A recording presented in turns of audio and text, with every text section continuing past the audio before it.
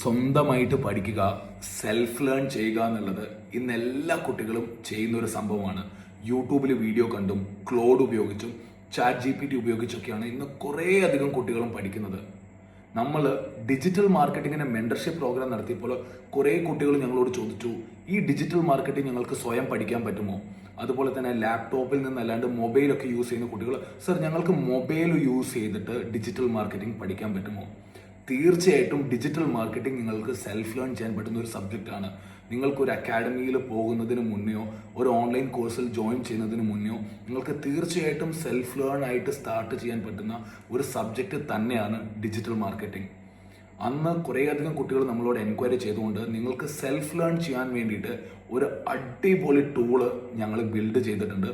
myskills.org.in completely free ആയിട്ടുള്ള ഒരു ടൂളാണ്. നിങ്ങൾക്ക് മൊബൈൽ ഉപയോഗിച്ചും ലാപ്ടോപ്പ് ഉപയോഗിച്ചും ഒരുപോലെ ആക്സസ് ചെയ്യാം. ഇതൊരു കംപ്ലീറ്റ്ലി ഫ്രീ ടൂളാണ്.